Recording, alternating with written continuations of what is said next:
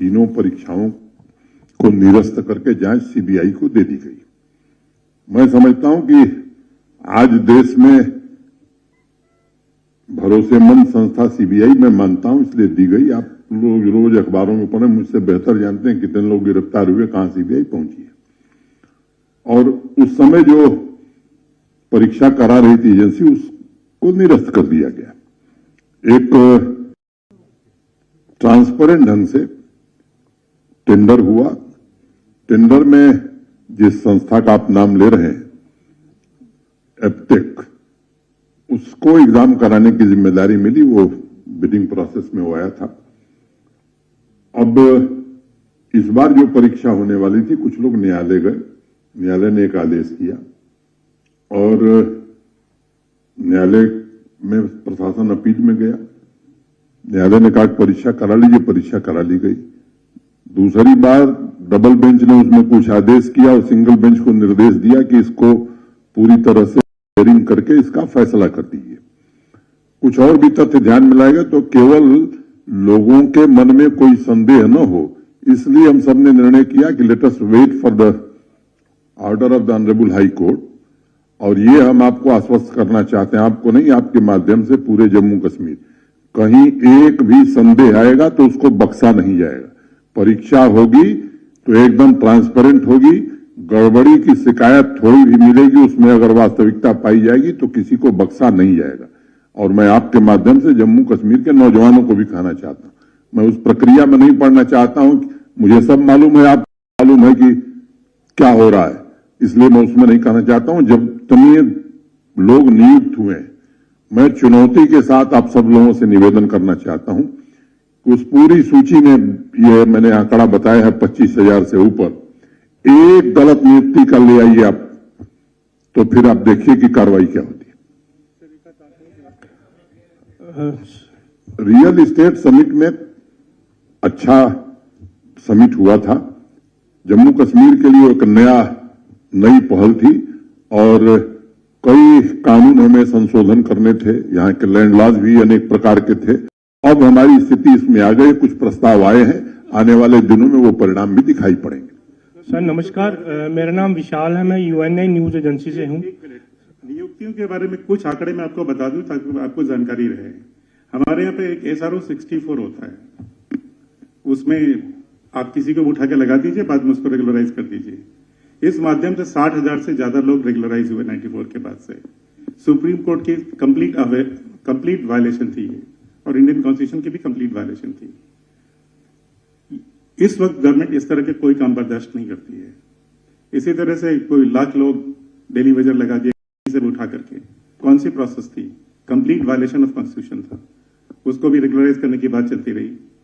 520 लाया गया, वो भी कंप्लीट वायलेशन था। नियुक्तियों में पारदर्शिता अब आई है और मुझे बहुत खुशी है कि आज सब लोग पारदर्शिता की बात कर रहे हैं। इससे बेहतरीन कुछ हो नहीं सकता है।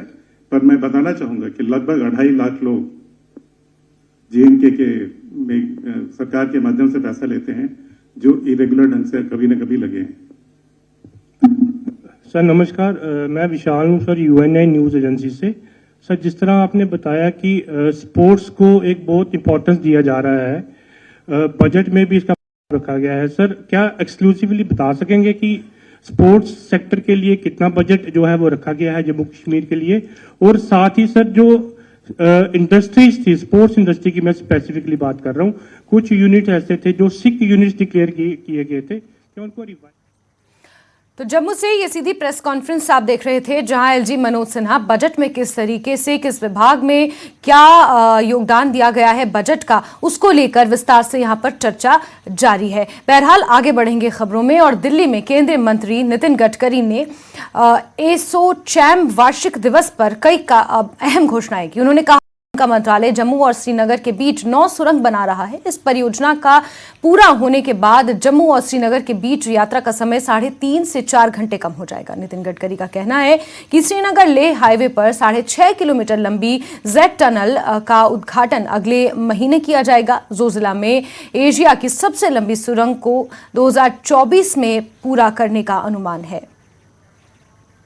पास अब जाते हैं तो कार से जाने के लिए 3 घंटे 3.5 घंटे लगते थे, अब वहां से अटल टनल बनी है जो 8 मिनट में आप सामने निकल जाते हैं, 8 मिनट।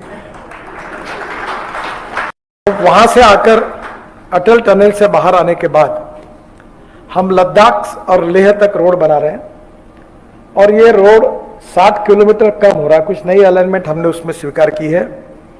इसमें 4 टनल बना रहे हैं और वहां से हम लद्दाख और लेह आएंगे और लद्दाख और लेह से फिर हम झोजिला जाएंगे और झोजिला में आशिया की सबसे बड़ी टनल बना रहे हैं जिसका उल्लेख मैंने किया था। वो करीब 65-70% काम हुआ है। अगले साल उसका इनॉग्रेशन होगा और उसके बाद हम एक झेड़मोर टनल बना रहे हैं। ये जो सोनबर्ग और गुलमर्ग, तो ये सोनबर्ग में ये हमारी झेड़मोर टनल है। अभी मैं 31 तारीख के बाद जा रहा हूँ अप्रैल में, तो वहाँ ये झेड़मोर का इनॉग्रेशन है और इसी टनल से हम आगे श्रीनगर जाएंगे। फिर श्रीनगर से जम्मू, इस हाईवे पर हम 9 टनल बना रहे हैं। उसमें से 4 या 5 बन गई है और एक का भी हम इनॉग्रेशन करने वाले हैं। और पूरी टनल बनने के बाद जम्मू से श्रीनगर ये केवल 3.5 से 4 घंटे में होगा।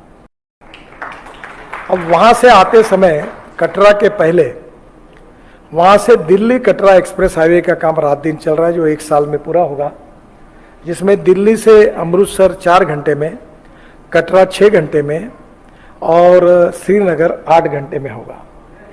तो ये हाईवे से हम लोग दिल्ली आएंगे। तो दिल्ली आने के बाद कटरा से डायरेक्ट हाईवे जुड़ता है दिल्ली मुंबई हाईवे को और वहां से हम दिल्ली मुंबई हाईवे को जोड़ के 12 घंटे में मुंबई जाएंगे। पर अब मुंबई के पहले हम सूरत में एक नया हाईवे बना रहे हैं। जालसाज किरण पटेल जम्मू कश्मीर पुलिस की गिरफ्त में है। खुद को आईपीएस तो कभी आईएएस अधिकारी बताने वाली किरण पटेल की पत्नी मालिनी को अहमदाबाद से गिरफ्तार किया गया है। किरण पटेल की पत्नी के खिलाफ शिकायत दर्ज कराई गई थी। मालिनी ने किरण पटेल के साथ मिलकर उसके साथ धोखाधड़ी की थी। पीड़िता ने थाने में धोखाधड़ी का मामला दर्ज कराया था, जिसके बाद क्राइम ब्रांच ने मालिनी को गिरफ्तार कर लिया है।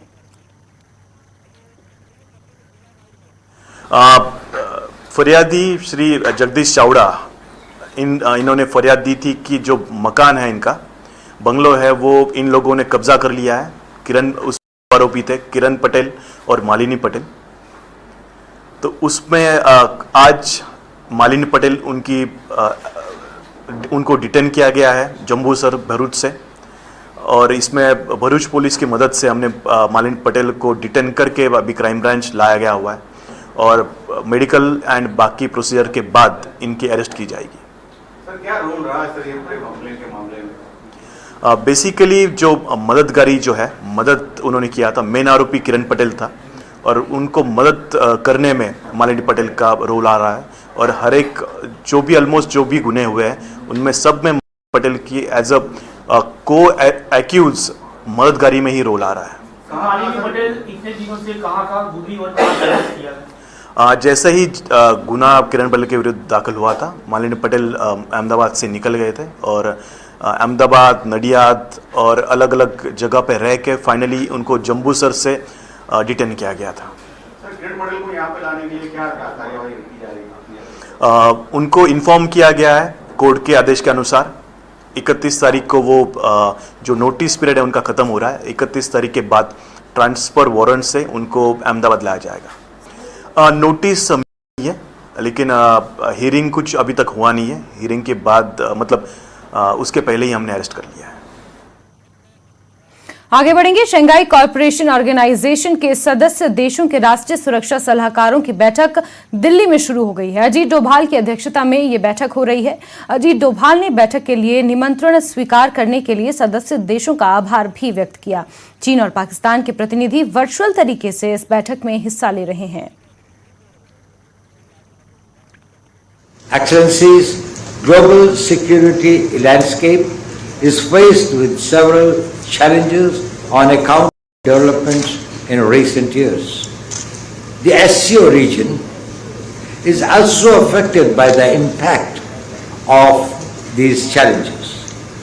It is my view, however, that the goals and vision of SCO as enshrined in its charter can show us the path forward.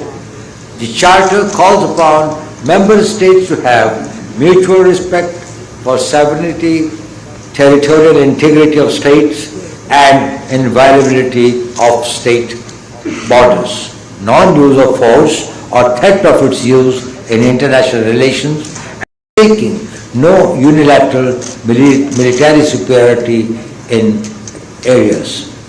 The SCO Charter also exhorts us to maintain and develop relations with other states and international organizations and to cooperate in the prevention of international conflicts and in their peaceful settlement. Excellencies, to my mind, if we follow these unexceptionable principles, we can make a significant contribution to our regional security and indeed global security. वो श्रीनगर में माल बन रहा है, 2 IT tower, एक श्रीनगर एक जम्मू में बन रहे हैं। तो उन्होंने वहां उस दिन ये बताया था कि 2026 में हम इसको शुरू करेंगे, बल्कि मैंने उनको ये कहा था कि जब देश की पार्लियामेंट 1.5 साल में बन रही है तो इसे 26 की बजाय 25 में प्रारंभ करिए। तो अभी तक बात यही है। सर, गुरसिमरन रिपब्लिक टीवी से सर मेरा सवाल यह है कि आपने कहा कि जम्मू कश्मीर में जो कानून व्यवस्था की स्थिति जो है वो उसमें सुधार आया है पिछले 3 साल का आपने बताया, लेकिन सर पड़ोसी राज्य में हमने देखा है कि एक बार फिर कहीं लॉ एंड ऑर्डर सिचुएशन बनी है, खालिस्तान के नाम पर माहौल की कोशिश की जा रही है और कहीं ना कहीं उनके वहां से लिंक्स जो हैं वो जम्मू कश्मीर से भी जुड़े हैं। तो किस तरह से कदम उठाए जा रहे हैं कि जो सिचुएशन पंजाब में हो रही है उसका इम्पैक्ट जम्मू कश्मीर में ना पड़े? हमारे सुरक्षा बल स्थिति पर कड़ी निगरानी रखे हुए हैं और मुझे भरोसा है कि पंजाब की घटनाओं का असर जम्मू कश्मीर में न हो, इसके लिए जो चौकसी बरतनी है वो सुरक्षा बलों ने बैठक करके चौकसी बरती है और मुझे भरोसा है कि उसका असर यहां नहीं पड़ने दिया जाएगा। Thank you. आइए चाय और नाश्ता भी। All rise for the national anthem please. और ब्रेक के बाद बात एक बेहद महत्वपूर्ण खबर की करेंगे। कर्नाटक विधानसभा चुनाव का ऐलान हो गया है। चुनाव आयोग ने प्रेस कॉन्फ्रेंस में इसका ऐलान किया है और 5 करोड़ 22 लाख कुल वोटर्स हैं। 24 मई से प्रक्रिया शुरू होगी। कर्नाटक में 10 मई को मतदान होगा, 13 मई को चुनाव के नतीजे आएंगे। कर्नाटक में चुनाव एक चरण में होगा। बड़ी खबर आपको बता दें, 2023 में कुल 9 राज्यों में विधानसभा चुनाव होने हैं। इससे पहले 3 राज्यों में चुनाव हो चुके हैं और चौथा कर्नाटक के चुनाव की तारीखें भी सामने आ चुकी हैं। चुनाव आयोग ने प्रेस कॉन्फ्रेंस कर यह जानकारी दी। 24 मई से पहले पूरी प्रक्रिया पूरी कर ली जाएगी। 10 मई को कर्नाटक में मतदान होना है, 13 मई को चुनाव के नतीजे आएंगे। बड़ी खबर आपको बता दें, 10 मई को मतदान और 13 मई को नतीजे आएंगे। एक चरण में चुनाव होगा और कर्नाटक की 5 करोड़ 22 लाख जनता अपने मताधिकार का इस्तेमाल करेगी। 10 मई को मतदान होगा, 13 मई को चुनाव के नतीजे आएंगे। कर्नाटक में एक चरण में ये चुनाव होगा और तारीखों के साथ ही अभी से आज से चुनाव आचार संहिता भी कर्नाटक में लागू हो गई है। प्रेस कॉन्फ्रेंस में मुख्य चुनाव आयुक्त ने ये तमाम जानकारियां साझा की हैं। 10 मई को कर्नाटक में मतदान होगा। बड़ी खबर आपको बता रहे हैं, विधानसभा के चुनावों की तारीखों का ऐलान कर्नाटक के लिए कर दिया गया है। चुनाव आयोग ने ये तारीखों का ऐलान किया है। 10 मई को मतदान और 13 मई को मतगणना होगी। 24 मई से पहले ये पूरी प्रक्रिया संपन्न कर दी जाएगी। बड़ी खबर इस वक्त की, कर्नाटक में विधानसभा के चुनावों का ऐलान हो चुका है।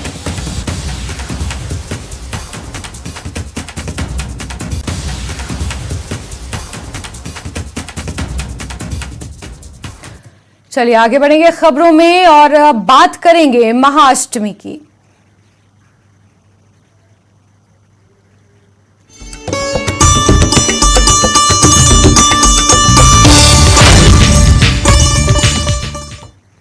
आज महाअष्टमी है। मां के महागौरी स्वरूप की पूजा है। देवी भागवत पुराण के अनुसार मां के 9 रूपों और 10 महाविद्याएं सभी आदि शक्ति के अंश और स्वरूप हैं।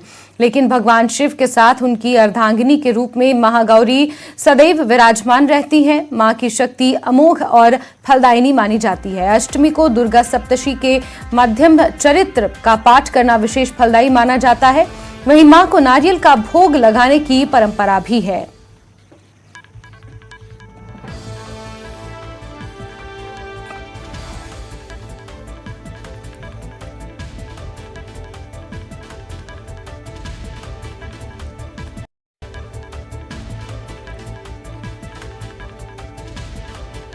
दुर्गाष्टमी के पावन दिन पर साख विसर्जन करने जम्मू की रणबीर नहर में पहुंच रहे स्थानीय लोग। आपको बता दें, इसके साथ ही एनएसएस वॉलंटियर्स द्वारा चलाया जा रहा जागरूकता अभियान भी देखा जा रहा है, ताकि नहर में साख विसर्जन के साथ साथ लोग प्लास्टिक की थैलियां ना फेंकें, ताकि पानी को प्रदूषित होने से बचाया जा सके।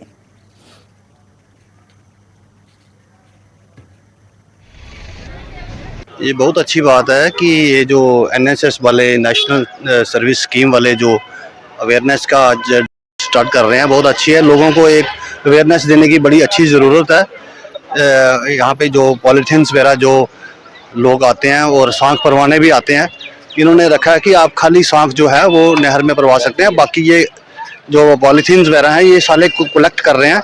और ये बड़ी अच्छी इन्होंने अवेयरनेस स्टार्ट की है लोगों को अवेयर करने के लिए, ताकि जो पॉलीथीन्स हैं वो अननेसेसरली जो है आप पानी में डालते हैं तो वो पानी भी गंदा होता है और साथ में आगे भी ब्लॉकेज भी हो जाती है और बहुत गंदगी बहुत फैलती है।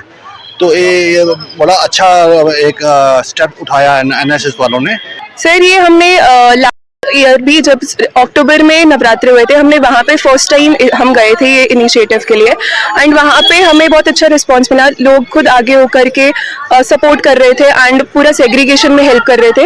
एंड लास्ट टाइम से इस टाइम ज़्यादा अच्छे से लोग सपोर्ट करें, क्योंकि उस टाइम पे एक उनको भी समझ नहीं था कि क्या हो रहा है क्या।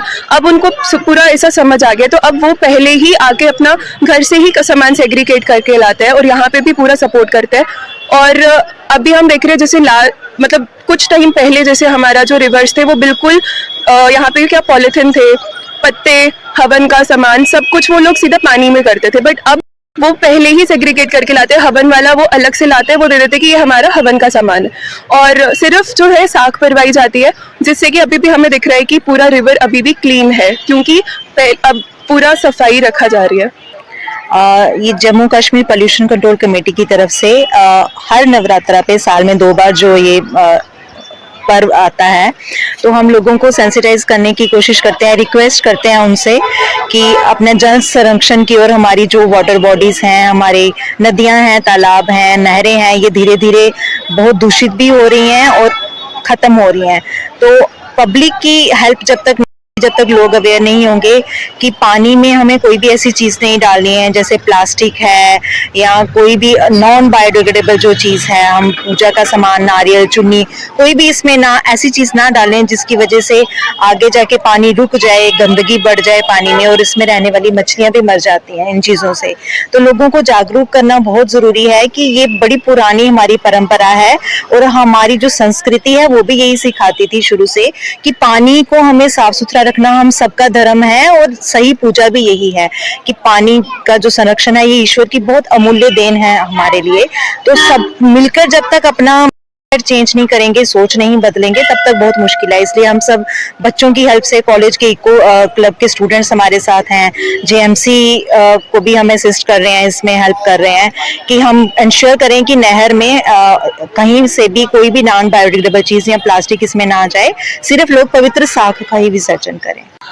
दुर्गाष्टमी का पावन दिन आज मनाया जा रहा है और जम्मू के अलग अलग कोनों से नहरों, नदियों में साख परवाने के लिए, साख विसर्जित करने के लिए जो श्रद्धालु हैं वो पहुंच रहे हैं। पर अगर आप बात करें जम्मू में जिस तरह का वाटर पोल्यूशन लगातार बढ़ता जा रहा है, उसको देखते हुए जम्मू पोल्यूशन कंट्रोल बोर्ड और एनएसएस वॉलंटियर्स द्वारा एक अवेयरनेस ड्राइव जो है वो चलाई जा रही है, जिसमें जम्मू म्युनिसिपल कॉर्पोरेशन भी उनका सहयोग कर रही है और एक अवेयरनेस ड्राइव नहरों के आसपास चलाई जा रही है। इस समय मैं रणबीर कनाल के पास मौजूद हूं, जहां पर यह अवेयरनेस ड्राइव चलाई जा रही है और मकसद यही है कि लोग साख विसर्जित करें, बट उसके साथ जो पॉलीथीन बैग या फिर नॉन बायोडिग्रेडेबल जो बाकी चीजें वो पानी में फेंकते हैं वो ना फेंके, ताकि पानी को स्वच्छ रखा जा सके और प्रदूषित होने से बचाया जा सके। ये प्रयास कहीं ना कहीं हम सबको मिलकर करना होगा, ताकि देश की जो नदियां नहरें हैं, जो कि जिनकी वजह से सभी को पानी मिलता है, सभी घरों में पानी पहुंचता है, वो से प्रदूषण मुक्त रहे और सभी को साफ पानी जो है वो मिल सके। नाडू 18 के लिए जम्मू से मैं रजत बोहरा। आगे बढ़ेंगे। चैत्र नवरात्रि का पावन त्योहार चल रहा है और नवरात्रि के 8वें दिन दुर्गा अष्टमी का पावन दिन मनाया जा रहा है। महाअष्टमी के पावन दिन पर जम्मू के प्राचीन महालक्ष्मी मंदिर में भक्तों ने मां चंडी के सामने माथा टेका और घर परिवार की सुख समृद्धि के लिए मनोकामनाएं मांगी। नवरात्रों का पावन त्योहार जो है वो मनाया जा रहा है और आज माँ गौरी की पूजा जो है वो की जा रही है। महाअष्टमी या दुर्गा अष्टमी के रूप में इसे जो है वो जाना जाता है। माना ऐसा जाता है कि आज महागौरी की जो भी पूजा अर्चना करता है दिल से, तो उसकी मनोकामना जरूर पूरी होती है। और इसीलिए आज हम ये यहाँ पर पहुंचे हैं माँ लक्ष्मी मंदिर में, जो कि पुराने बाजार में यहाँ पर मौजूद है जम्मू के, और 350 साल पुराना ये मंदिर। यहाँ के दर्शन आपको करवाएंगे सभी श्रद्धालुओं को। और साथ ही साथ आपको बता दें कि इस मंदिर का अपना एक इतिहास है। माना जाता है कि 350 साल पुराना ये मंदिर है और तभी से सदियों से लगातार जो श्रद्धालु हैं वो खासतौर पर पुराना जो यहाँ पर बाजार है, वहां के आसपास के जितने भी लोग हैं वो यहाँ पर आते हैं और माता रानी के दरबार में माथा टेक कर पूजा अर्चना कर कर यहाँ पर अपनी मनोकामनाएं जो है वो। यहाँ पुजारी जी बहुत बहुत धन्यवाद आपसे बातचीत करने का, नवरात्रि की बधाई। और किस तरह से आज अष्टमी के दिन पूजा अर्चना की जा रही है? जय माता दी, जय माता दी, जय माता दी। सर्व मंगल मांगले शिवे सर्वार्थ साधिके शरण्ये त्र्यंबके गौरी नारायणी नमस्तते। आज चैत्र शुक्ल पक्ष अष्टमी का दिन है। आज माता गौरी की पूजा की जाती है। हमारे मंदिर में आज माता रानी की पूजा अर्चना और उसके बाद हवन होगा। हवन के बाद कंजक पूजन होगा। तो और इसी के साथ प्राइम नून में अभी के लिए बस इतना ही, लेकिन जम्मू कश्मीर लद्दाख के साथ साथ उत्तर प्रदेश की तमाम खबरों को जानने के लिए आप जुड़े रहिए न्यूज़ 18 JKLH के साथ। वक्त एक छोटे से ब्रेक का। ब्रेक के उस पार देखिए धार भी रफ्तार भी।